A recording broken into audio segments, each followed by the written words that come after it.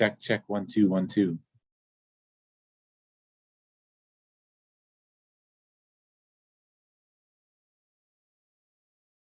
Okay, perfect. Good, I can't hear it on the other thing. Hey everybody, welcome to another edition of Islam for Europeans. I'm your host, Robert.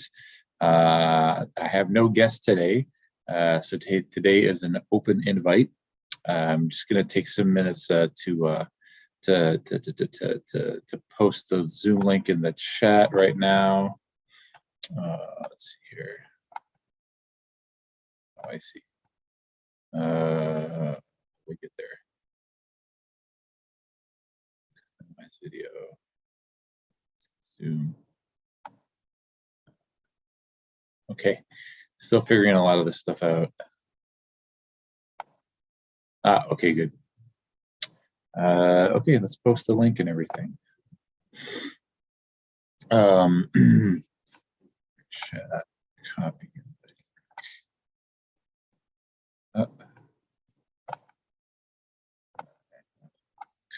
Invite link here. All right. That is correct. I said I am my own guest. Just gonna take some time to like copy the link here. That way I can let everybody know. Hey, you're my first guest. Let's take a look here.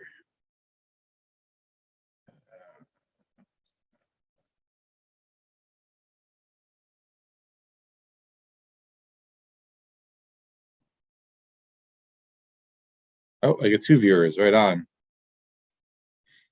We are live.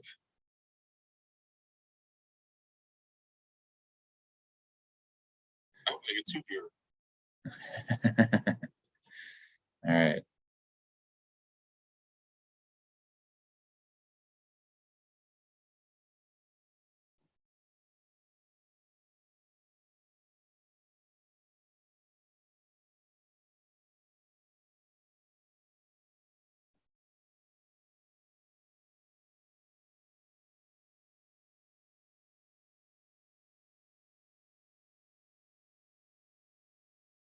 Okay, close to that. All right, cool. All right, so, hey, my average view duration is 55 seconds. That's great. All right, I'm gonna post it a little bit more, a few more places here. See if people want to come on.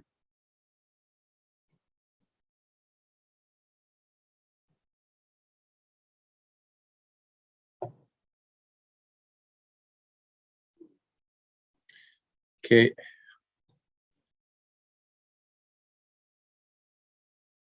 All right, let's put some more things here.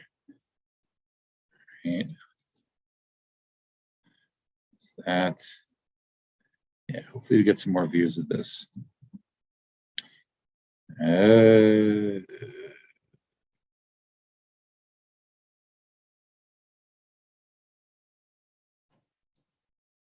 Hey, 3 viewers. All right, I might as well get talking here so I can keep people's attention. So, yeah, things have been going pretty well at Islam for Europeans. I know that I would like to I wish I had more time to do this stuff, and because we have a lot of work that needs to be done. For example, we have to do a lot of survey research. So we have to, a lot of these topics and concepts that we talk about, we understand this from our own experiences, and we realize that, there's lots of varying opinions on Islam in the Anglosphere, ranging from highly negative to highly positive, neutral, slightly negative, slightly positive. It's not as black and white as the media makes it out to be. There are many white people who don't have any problem at all with Muslims. Others who don't like Islam as a religion, others who have no problem with Islam as a religion per se, but their problem is more with Muslims living in the West. So it's a lot more varied than there's some Muslims who don't interact with the Anglosphere all that much, and you can't blame them to an extent. I mean, the Western societies, they definitely engage in a lot more haram activities. You can't. Most places serve alcohol. Like most parties, all parties that you go to serve alcohol. And it's just a different culture. Like it's perfectly okay to like hug someone of the opposite gender. So I mean, there's dogs. So a lot of Muslims don't enter these spheres, right? So um, that's going to skew how they view the Anglosphere or whatever non-Muslim sphere they're living in, right? So um, you could have a situation where the only interaction they've ever had with white people is cops, border patrol, and trolls that they find on the internet, and the anti-Islam crowd that engages in these terrible debates with the YouTubian Dawa crowd. So and Jordan Peterson. So if those are your only, and politicians, if those are your only people that are the only white people they've ever seen, that's going to give you a really negative opinion of the Anglosphere, right? It's not going to be a proportionate representation. You also see situations where Muslims' opinions are skewed by the Anglosphere, but it's in the opposite direction. So the good example of this is the imam that just came from the Muslim country that he's from, was hired on a green card status from like the mosque, and they hire him from overseas to be the imam. And these people don't really interact with the Anglosphere themselves, but there's a couple other factors where they don't, they kind of underestimate, the level of anti-Islam sentiment, because a lot of these imams, they don't even have social media accounts, and good for them, like this probably must make your lives a lot easier. And they're super busy. They don't have time to go on Twitter and stuff. And on top of that, sometimes the only non-Muslims they see is when they have an open house. And when you have an open house, usually by and large, people are going to have more favorable attitudes towards Islam. I mean, if you're, just your average Joe Westerner, or you have a negative opinion of Muslims, you're not going to go to an open house.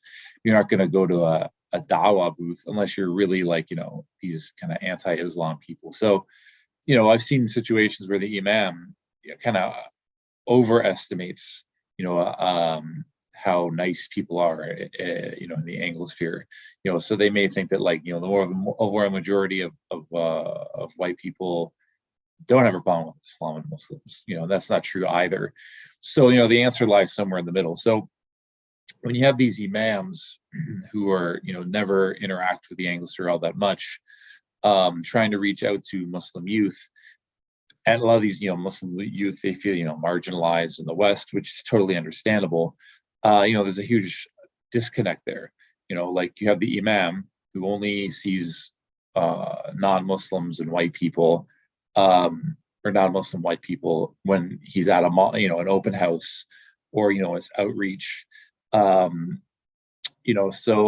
and he hasn't had time to go to university and hear like these woke opinions, right? So the imam will usually have this kind of rosy image of the non-Muslim population there, compared to like Muslim youth who spend all their days on Twitter and like watch Muhammad hijab videos, and then they go to university, where they get taught that white people are like the devil incarnate. There's a huge disconnect there. So I think the answer is somewhere in the middle. I mean, you're going to have, like I said, a wide range of opinions on Islam in the Anglosphere.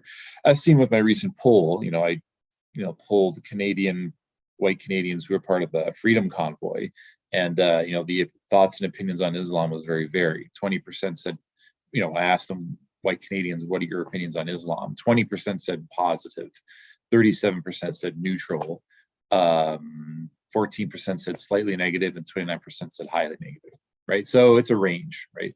So even right there, 57% of white Canadians involved in the Freedom Convoy either have a neutral or positive attitude towards Islam, right? So, but the thing is, trying to bring this into the public forum and discourse, Muslim discourse, that's going to be difficult because we don't.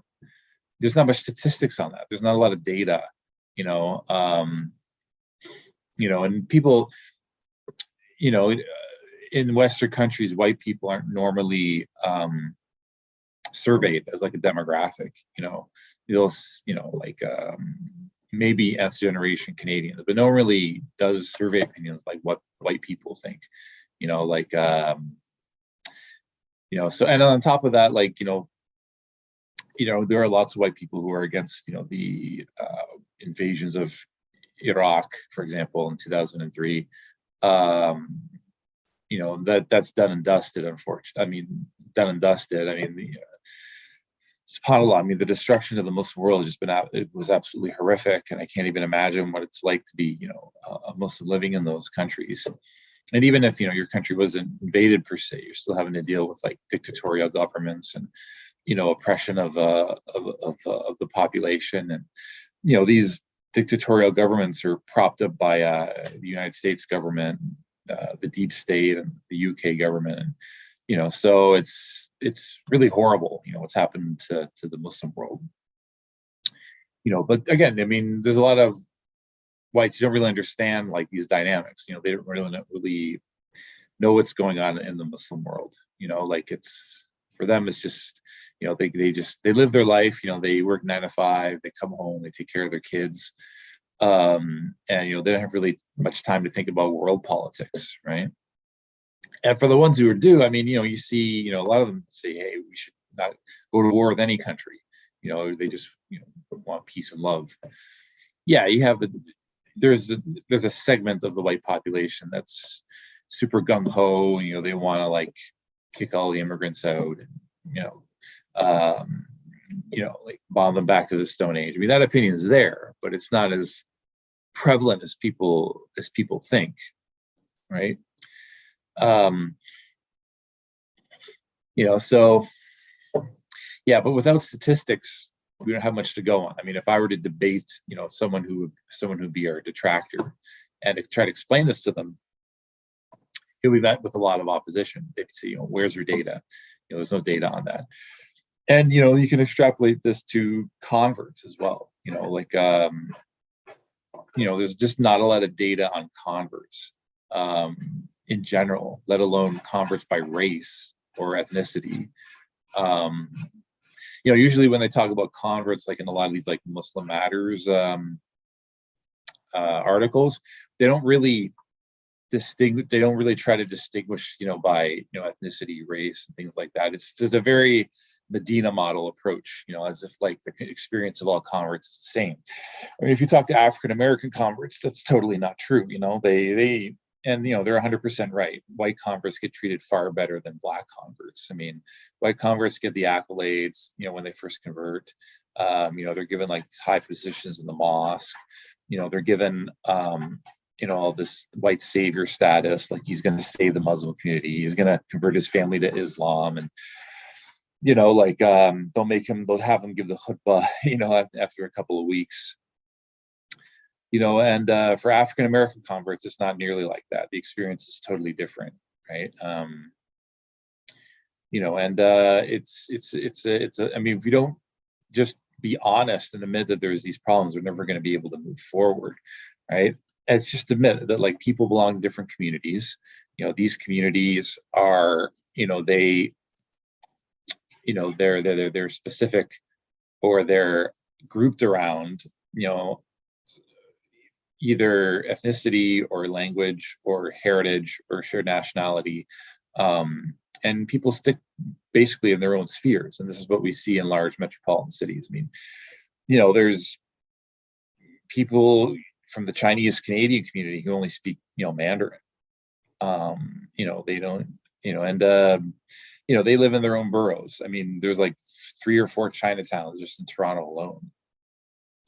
Right. But I mean, Islam is a unifier. like we're all united upon La ilaha illallah Muhammad Rasulullah. That's, that's a bond that's thicker than blood. I mean, like, like we should all be holding the rope of Allah together. What does that mean? I mean, do you have to do everything together? Like, to think that, like, converts, I think on the surface, a lot of the critique that you see, in the mainstream of how, they'll say that mosques are doing enough to help out converts and integrating, converts. But, what does that mean? I mean, like, people born into a Muslim family, they have, a Muslim family, a Muslim extended family. They belong to a Muslim nation. Their culture has been embedded in Islam for centuries. It's part of their everyday speech. Saying things like, Bismillah when they get hurt, or when they have to lift something heavy. Like, they've even developed Islamic sayings that are, specific to one region, like Allah Hafiz. Like, these are all things that, contribute to the cohesiveness of a community, and they serve as protective factors to keep people within the religion of Islam. And as much as people want to deny it, that these things aren't important, they absolutely are. And when you have a situation where you have this, Euro convert to Islam coming in, they don't have any of this. They don't have a Muslim family. They don't have a Muslim extended family. They don't belong to Muslim culture. In fact, it's the opposite. I mean, our ancestors were the adversaries of Islam for centuries, right? And to say that, it's the Muslim community's responsibility to, supplant that loss and become like, their family or their extended family for them. I mean, that is far too much to put on the Muslim community's shoulders. I mean, just imagine if like 100 white converts converted to Islam, and like one of these like mosques that's run by Pakistani communities in the UK. I mean, the amount of funding it would take to, like, provide room and board for these people would just be astronomical. And on top of that, there's a lot of mutual animosity between our own people, our own, ethnicity, our families, our communities, and the Muslim populations there. So I don't this whole idea that, like, the convert is going to convert to Islam and become this integrated member, and like his family is, suddenly going to like Muslims, and the Muslim community is suddenly going to like the white British there. It's just a fallacy. I mean, like, by and large, it doesn't work. We have Saleh, who wants to come in, so I'm going to invite Saleh right here.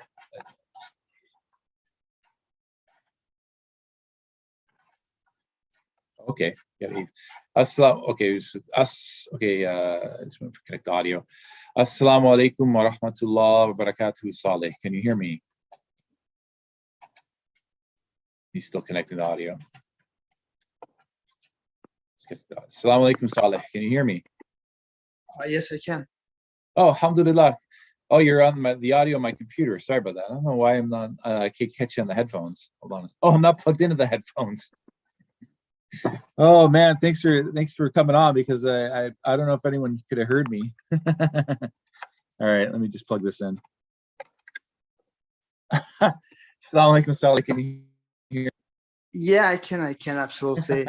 I found your page on Twitter, and I would often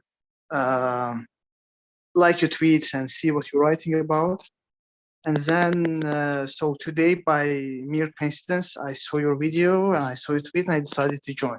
I didn't know if, I mean, yeah, I decided to join. So thank you for giving opportunity. No problem, no problem. Assalamu alaikum. Welcome to Islam for Europeans and Beef, Bacon, and Eggs. So where are you? Where are you coming from, Saleh? Where are you right now? Well, originally I'm from Azerbaijan, but I lived all my life in Russia. And after all this shit's going on in Russia, this war, I apologize for cursing. After all this political stuff going on in Russia, I came back to Azerbaijan and work online. Mm-hmm. And let's put it this way, I got really disappointed by stuff that's going on in Russia. Mm. Mm. Yeah, I mean it's a terrible situation, and it's really going to devastate the entire economies, and I make no bones about. I don't want to say anything. I don't want to get in trouble or anything. I don't know how much I can say because this is public, but yeah, I mean, may Allah subhanahu wa ta'ala, aid all the Muslims, in that whole region, and give them safety and security. And that's we as Muslims should never wish for war. So let's hope I hope this conflict comes to an end, and people can improve their situation there. So we don't really know much about Azerbaijan. Like we know that it's a Muslim majority country, but tell us a little bit about Azerbaijan. Like what do you want the Muslim world to know, or us to know? Well, it's a small country which is located in West Caucasia. Hmm.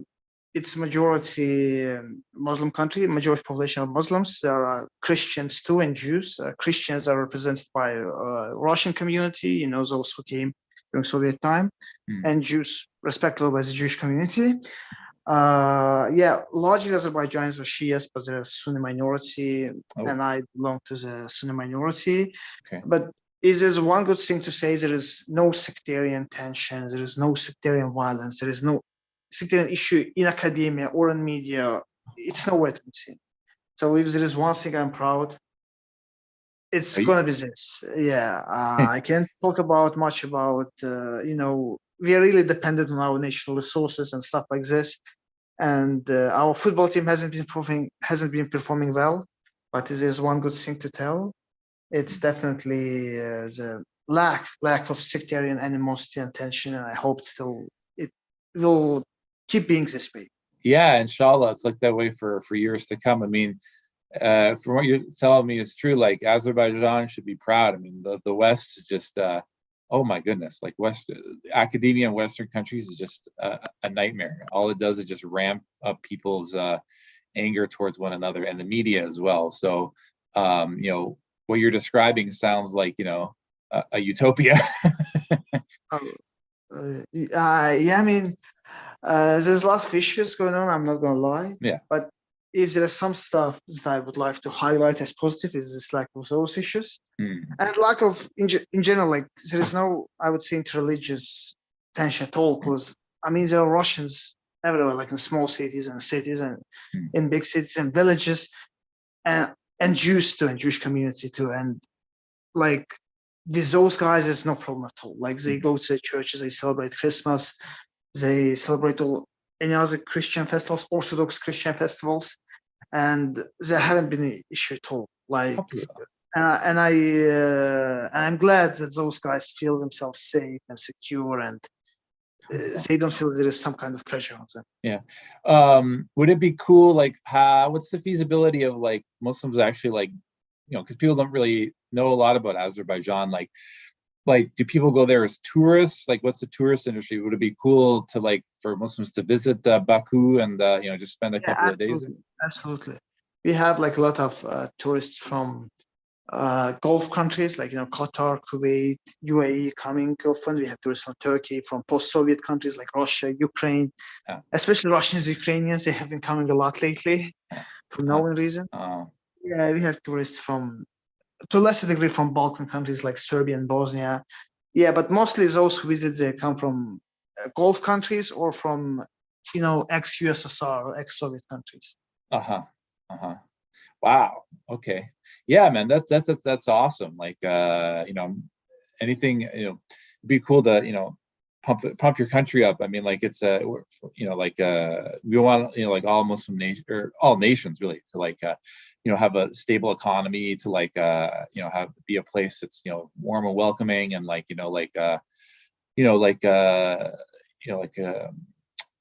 live in safety and security for generations to come. But like you said, there's always going to be problems. I mean, like no country is perfect, but Azerbaijan just seems to be a country that kind of slips under the radar. I mean, many of these former SSR countries, they don't get a lot of attention in the media. that's cool if Azerbaijan is a place, that's like kind of like a touristy spot. We can go see the country and like see everything that has to offer. Like, what are some of like the tourist attractions like in Azerbaijan? Like, is there like skiing there or? There is little of everything. I would say this way. The main city is Baku, like the capital city is the main tourist attractions, the historical monuments, the beaches, the like malls and stuff like this. The old part of the city, the modern part of the city. It actually hosted a few international events like Formula One Grand Prix, and there has been games of European Championship 2020. So yeah, it had Eurovision Song Contest, like it has hosted some stuff. But still, I would say like a small country and got its independence only 30 years ago. So it's just getting known to the world little by little. I would say like this. Mashallah, awesome. Great. And what's your opinion on like a lot of the concepts we're talking about at Islam for Europeans? Like, what is your take on it?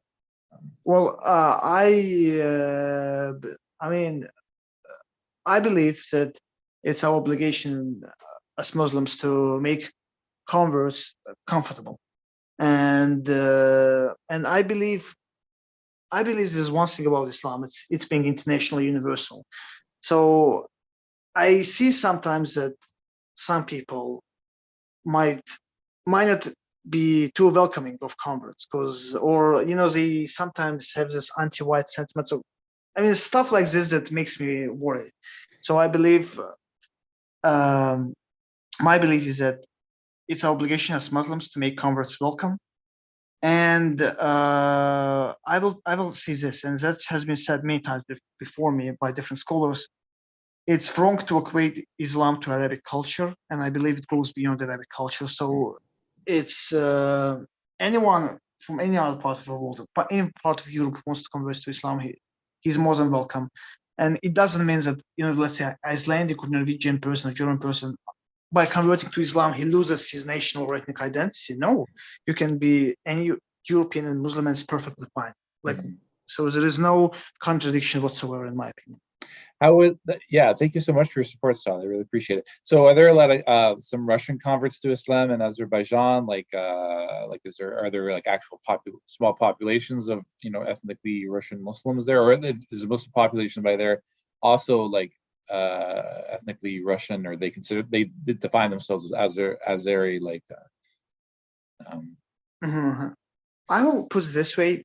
I think you heard about the region of North Caucasus, like Chechnya and Dagestan. Yeah. I will be honest, like completely objective. Those guys are much better in dawah. And if you see Russian converting to Islam, and there has been some instances, like some actors and some scholars, it's been through those guys. They become friends with them. They enter into religious debates and religious discussions, and eventually they accept, or even if they don't accept, they start respecting this religion. Because I watched interviews of some Russian soldiers, and they said that even they're not Muslims, they start respecting faith because of constant conversations with Chechens and Dagestans and those North Caucasian ethnicities, where they came to know more, and rejected the stereotypes or prejudices that they had against the Muslims or Islamic religion. But again, I'm sorry if I missed this. But you yourself, you are, if I'm not mistaken, British or American? Canadian. I grew up in southwestern Ontario in Canada. I converted to Islam in 2003. So. And from French-speaking part of Canada or English-speaking? English-speaking. I do speak French. I relearned it as an adult, but I've never been to Quebec. So I currently reside in Ontario. So.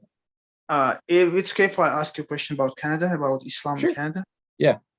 I heard again from one Canadian famous YouTuber, I forgot his name, but he said that when I talk about, he said, and again, that's his words, and I would love to know if it's true, that if you talk about Islamophobia in Canada, it's mostly in French part and not in English part. Is that true, or it's an exaggeration?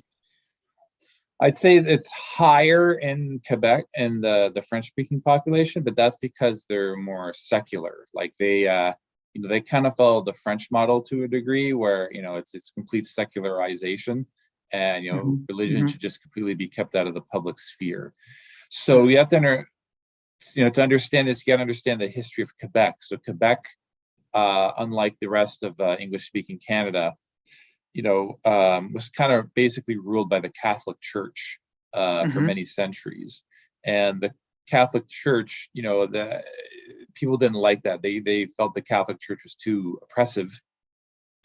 Yes. And in the 1960s, Quebec had what was called the Quiet Revolution, or the Revolution Tranquille. So basically, this was a revolution where the Catholic Church basically lost the power in Quebec, and because people were tired of it, and it was like a backlash. So Quebec, from that point forward, wanted to become completely secularized, and keep religion out of the public sphere. So there's always been this kind of anti-religious sentiment, not anti-religious per se, but like the fact that religion should have no place in the public life, right? So and after the Quiet Revolution happened, Quebec went through this whole nationalistic phase where they wanted to actually separate from Canada.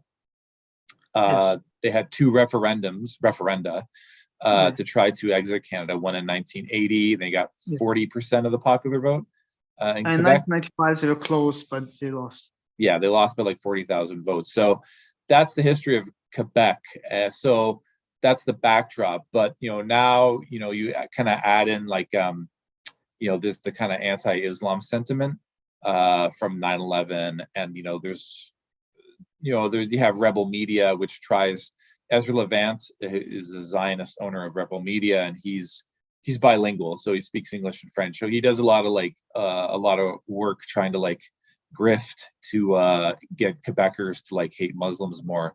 But from what I tell, there are many Muslims living in Montreal, so it's not as bad as people think it is. And from what Muslims tell me in Montreal, yes, there's some anger towards Muslims, but it's not like the level of France, so it's going to be a challenge. I mean, I'd love to start an Islam for Europeans chapter in Quebec, because it would, a lot of Quebecers are they're worried about losing their identity, because a lot of people coming into Quebec, they don't speak English or French. And they've always tried really hard to keep French alive and well in Quebec, and they have a law said that everything has to be translated in French, but still there's a large Anglophone population in Montreal. So I guess my second question is going to be about Christianity in Canada, if it's possible, because in many far-right Western outlets, I see that they portray Russia as this Christian nation, Christian values. As someone who lived all his life in Russia, in fact, I'm not even Azerbaijan citizen, I'm a Russian citizen. I can assure that Americans are much more religious than Russians. Younger generations of Russians, they don't go to church. They know very little about Christianity. I mean, they're not even atheist militants. They just don't care about religion, if it's the correct way to put it. And all generation lived under Soviet rule, which promotes atheism officially. So Russians are not really that religious. Putin might say some stuff in his public discourse and speeches, but I can assure you that Russians are not really that religious. So my question is, how religious Canadians in general? Anglophone and Francophone. Yeah, I would say in general, they're less religious than Americans. So that's one thing. And it's religion is not that big in the public sphere. There are some Christians who are religious. We have some small populations in Canada that live in the rural areas. We have a lot of Mennonites in this region, some Amish. So a lot of these small communities are still religious, and there's still a Christian element, especially in Western Canada. Western Canada tends to be more religious than Eastern or Central Canada. but they're definitely not as religious on the whole as Americans. And there's still a considerable proportion of Canadians that have no religious affiliation whatsoever. So. Yeah, yeah. And would you say the immigrants who come to Canada, they change their religious demographic, or they don't bring much change into religious demographic? Well, the Muslim population in Canada is very small. Muslims only make up about like 1 or 2% of the whole country. So there's not many Muslims in Canada. I mean, the United States has like more Muslims, by and large, because they're a bigger country. But still, I think their percentage of Muslims is larger. They have a significant African American Muslim population as well. But even the Muslims who come here, they have varying levels of religiosity themselves. Like some are not practicing. A lot of them aren't practicing at all. And you get some Muslims who are religious. And then for the non-Muslim immigrants that come to Canada, it's varied as well. So yeah. Because when talking about Azerbaijan, I think I have to mention is that country has been ruled by communist regime for almost 70 years. And it definitely took a toll on all religious denominations in the country. And so a huge percentage of Azerbaijanis are non-practicing, like they identify Muslim for identitarian purposes. They really believe that there is God and there is a prophet, whom God sent. But when we talk about, actual practices, majority due to Soviet influence don't really pray or fast only, limited number of days of Ramadan. But it has been changing. I would say it has been changing to a positive direction. Like I started praying recently, like a few months ago, and started observing and learning more. But again, it's part of I would say, in Azerbaijan, the 70 years of Soviet rule where atheism was promoted and religion was suppressed, it took a toll on the country and it influenced it. Yeah, I can say the same thing about Bosnia from what my Bosnian friends told me. I mean, that's got to be very an enormous challenge to overcome. And so I would say I just had like one question about Canada, if it's possible, and also religion in Canada. Like in France, for example, we often hear these debates and all those political shows about, hijab in public place or niqab in public places and, Islam. And recently they have adopted a law against separatism Islamic. That's how it's labeled. So are there debates like this in Canada, or it's much more peaceful and much more? No, the media, they don't have these kinds of debates. The media is very, there's a couple of companies that are basically owned by the Canadian government. That's the Canadian Broadcasting Corporation, the CBC, that's owned by the Canadian government. CTV is I believe a Crown corporation, so meaning like it's a subsidiary of the Canadian government. So it's all kind of controlled. But at the same time, we don't have these kind of like debates over the hijab and stuff. And there's just not really much dialogue at all, really. You have to look to like alternative media outlets. But the problem with alternative media outlets is that, they're heavily controlled by Zionists, so there's like the discourse is completely controlled. So on the one hand, you have the liberal Canadian media, which doesn't really encourage much discourse at all. It's almost like, these people are Islamophobic.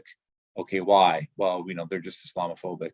What's their, question? So none of these questions, tough questions, really get answered. And then on the other hand, you have like the right-wing media, but they don't even want to talk to Muslims. Like rebel media, like I said, is the big, right-wing group. But even they're being, kind of phased out of like YouTube and stuff. And you have Gavin McInnes, who's like the total he's kind of like this white Canadian tough guy, a hockey player, but he's very anti-Islam and anti-immigration. And so he's not going to have Muslims on his show to establish discourse. And I've even reached out to Lauren Southern, whose opinions on Islam have become a bit warmer, but even she won't I guess, have any type of like talk with Muslims on her channel. So Yeah, I see. I see. I will say one thing, and it actually I understood more after I started reading the Bible. I will say it like this. So I think as Muslims, we should read the Bible and we should read the Tanakh. The reason, because when you read it, you understand that. I would put it this way. In my personal view, many right-wingers are hypocrites in the sense that Bible and Tanakh are very conservative books by modern day standards. I mean, it talks against, premarital sexual relations. It talks against all kind of things which are right now permitted in mainstream culture. So, for example, I never understood how, let's say, Russians can think that Muslims are conservative when the Bible itself talks about how premarital sexual relations cannot be allowed. I mean, it explicitly states. I mean, Jesus in the Gospel of Matthew, in the Gospel of Mark, and even if I'm not mistaken, in the Gospel of John, because in three Gospels, he says that woman who was divorced cannot remarry. He explicitly says it. To be more exact, he says that basically the only condition for divorce is adultery of one of the partners. yeah. That's what he said. And if a man marries a woman who, divorce, he kind of commits adultery. Again, I don't want to use this as criticize Christianity or shitting Christianity. I do believe it's also a divinely inspired religion, but my point is that the Bible, both New and Old Testaments, are quite conservative. It puts really conservative standards about prayer, about behavior, about appearance, what you should cover and what you should not cover. So for me, it was always kind of surprising that right-wingers would criticize Islam for stuff that's found on the scripture that they claim to base their civilization, their values. Well, I think it's a problem inheriting Christianity, Saleh, because I went to a Catholic grade school and a Catholic high school, and even though you're correct, the Bible is very conservative, even more conservative than than Islam in certain ways. The whole thing they preach, when I was going to high school in Christianity, and that is that basically Jesus died for your sins, and he took upon the sins of mankind. So there's no accountability. If Jesus died for my sins, what's going to stop me from drinking alcohol? What's going to stop me from committing adultery? What's going to stop me from doing all sorts of drugs? What's going to stop me from stealing?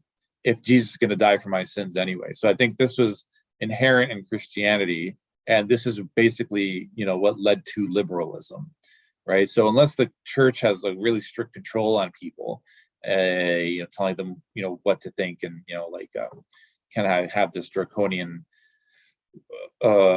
attitude, like people are not going to be controlled in that way, and eventually they're going to just balk and just completely reject it. So when I went to a Catholic high school, very few people really believed in Christianity the way that Muslims believe in Islam. So I think it's we see this all throughout the Western world, and when you have a population that doesn't really believe in their book wholeheartedly, very few people are going to follow it to a T. And even if they do, it's like, what's the point? I mean, if Jesus died for my sins, what's the point of trying to lead a righteous life?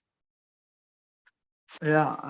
I actually, I didn't go to any kind of religious school. I went to private school, but we had world religions class, and we talked about Christianity much more than about other religions, since Christianity played a huge role in Russian history.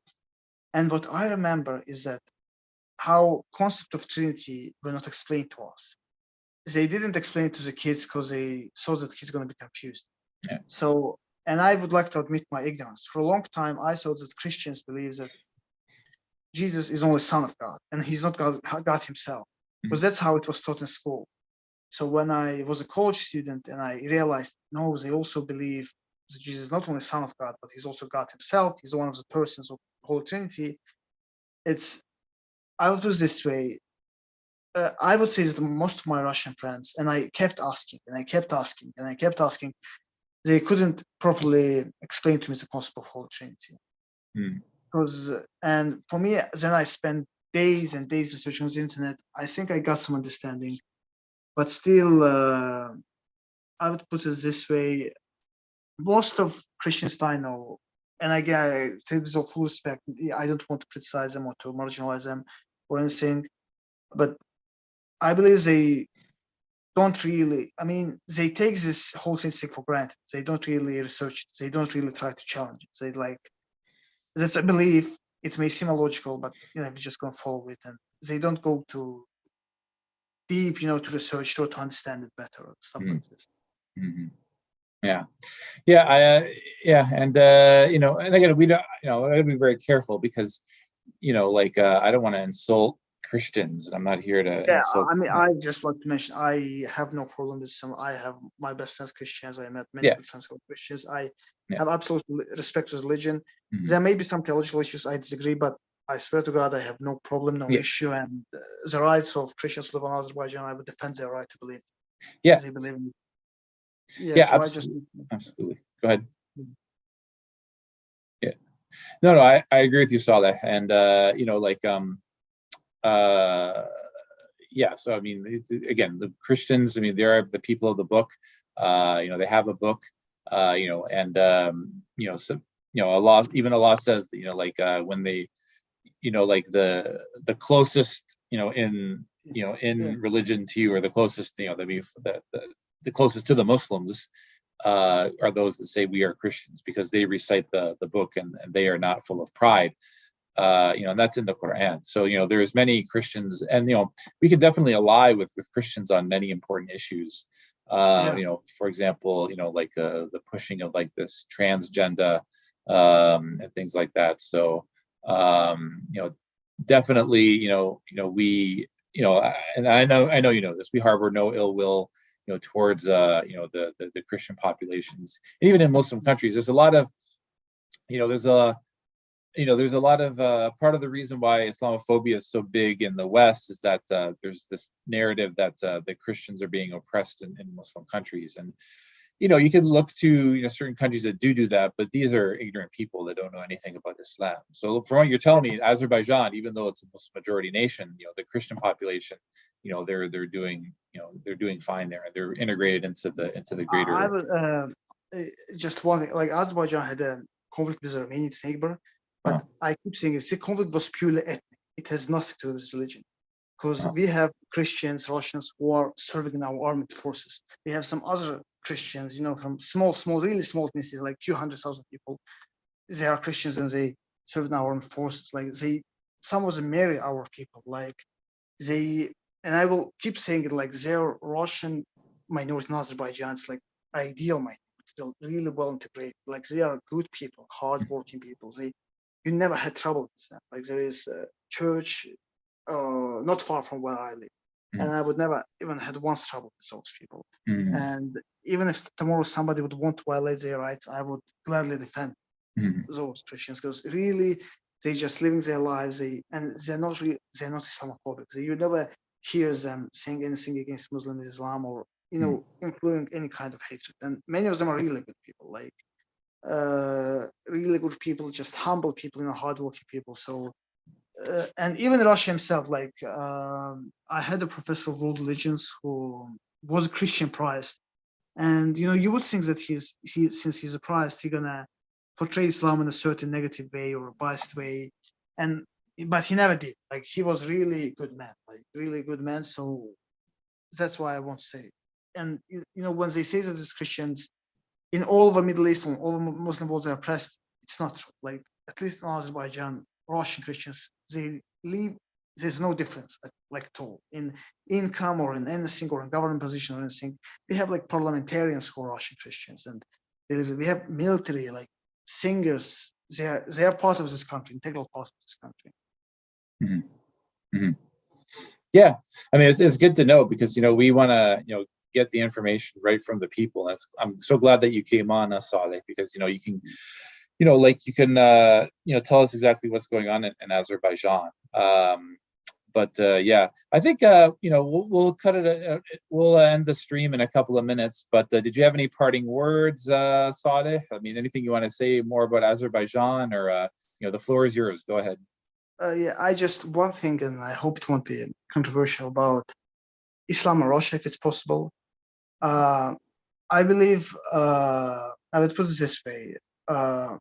In Quran, there's a beautiful ayah about how certain groups took monks and rabbis as their gods, and they went away from the scripture and started listening to those certain people. And I think that in Russia, unfortunately, some muftis and some, ulama are supporting what's going on in Russia, in Ukraine, right? The Russian military operation, and they're supporting the, all this authoritarian government. And I just won't say that my message to Muslim is always, to research themselves, to be open-minded, to read the Quran and to read, authoritative sources, to research themselves, not to blindly follow any kind of leaders. And it's good to know that many Muslims in Russia don't, listen to those government-appointed muftis who support all kind of authoritarianism. And yeah, my message is just, God gave us brain and knowledge for a reason, and logic to research, and we always should do our own research. That's all I want to say. Cool. Wonderful. Well, thank you so much, Brother Saleh, for coming on the show. And yeah, we'll keep in contact, inshallah. Just if you want to send me your email address on a DM and Twitter, we can still keep in contact. But it was wonderful to have you on, and may Allah subhanahu wa ta'ala, keep you on the straight path, and your family as well. And may Allah bless and keep the country of Azerbaijan safe and free from wokeness. Thank you. Thank you very much. All right. Take care, Brother Saleh. Thank you so much for coming on the show. All right. Okay, that was awesome. Cool. So I talked to Brother Saleh from Azerbaijan. So a lot of these Muslim majority countries, we want to hear from what the experience is like there, and like that's kind of a country, Muslim majority country, that kind of slips under the radar. But alhamdulillah, that's great that Azerbaijan is away from like all these like media and politics that you see in media and academia. So yeah, may Allah subhanahu wa ta'ala keep Azerbaijan safe, and may Allah subhanahu wa ta'ala find an end to this conflict that's affecting everybody. It's affecting this escalation in Ukraine. It's affecting Muslims. The supply chain to Arab countries it's really affecting like the price of every all the goods and services, and it's affecting the European population. I mean, like, Muslims have a legitimate gripe in saying, why is Europe accepting all these Ukrainian refugees? When they turning away Muslim refugees because of the conflicts in the Middle East, and it's definitely 100% valid point. And we don't want, we want everyone to be safe and secure. These wars, these invasions never should have happened in the first place, and so. But that's it for today. Thank you so much for coming by to Islam for Europeans. I'm your host, Robert, and this is Beef, Bacon, and Eggs. Please like and subscribe. And that's it. As-salamu alaikum wa rahmatullahi wa barakatuhu.